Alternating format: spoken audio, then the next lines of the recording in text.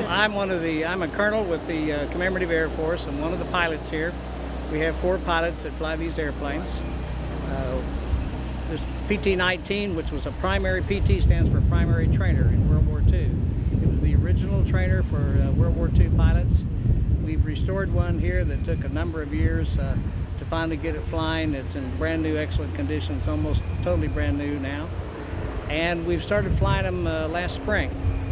Since that time, we've started doing rides programs where we take people for rides for hire out here. But what's going on today is the honor flights where we're taking World War II veterans for free for flying around. Many of these guys trained in this airplane, or not this particular one, but this type of airplane. And a lot of them enjoy the reminiscence of something that happened 50, 60 years ago, maybe almost 70 years ago now.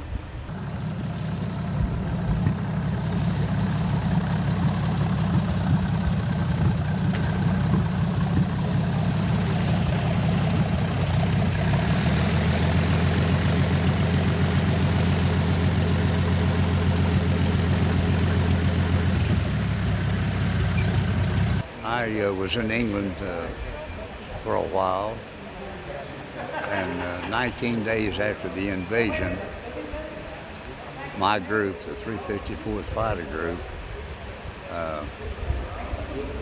landed in France. We moved on the continent, in the Cherbourg area of France, and we were the only Mustang group in the 9th Air Force.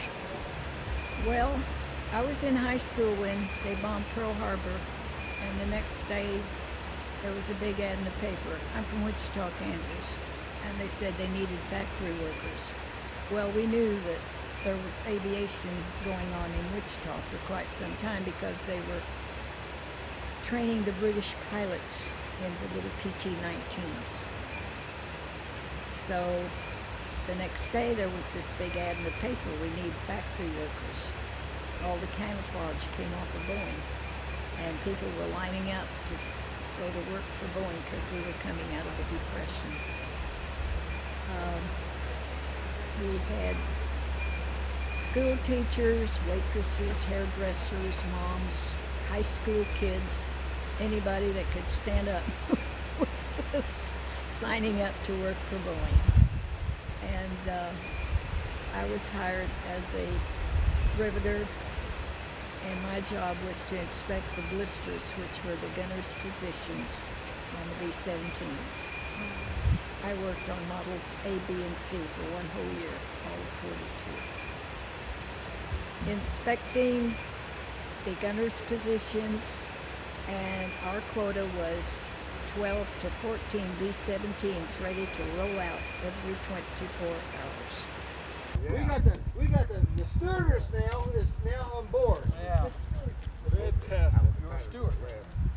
That was back when Kenny had I had a little hard time understanding. Don't you forget it. Flight attendants. Buster. You straighten him out anytime you want. You got it. We owe a great debt to the veterans of World War II and all the other veterans, and our hangar dance that we have, this will be our 11th year. We actually do that in honor of all the veterans and war workers for all the wars. As you know, the Commemorative Air Force is made up of a bunch of guys and contributors and pilots and mechanics and what have you around the country that have various squadrons. And what we do is we have World War II aircraft that we've refurbished and brought up to flying status. They're basically flying museums. Most all of this is about, like there's one of them flying over right now, the PT-19. Most all of this is about the legacy that the men who flew these airplanes during World War II have left for us. So we try to keep these airplanes where they can fly, where people can come out and see them. When you have veterans come out, sometimes it's a very moving experience. They'll come out and look at the airplane, they'll play with the rudder a little bit, they'll say, you know, I used to fly one of those in 1941 or 1942. Invariably, it'll bring a tear to their eye, and then one to mine.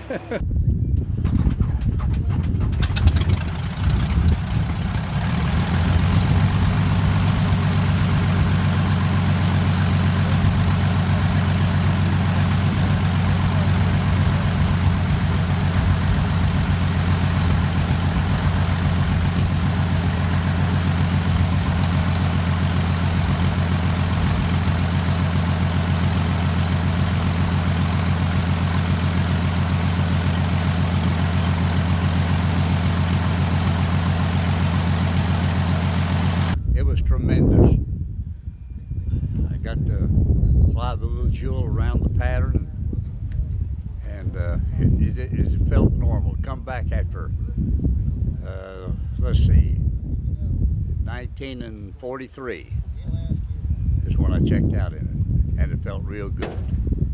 Felt almost normal.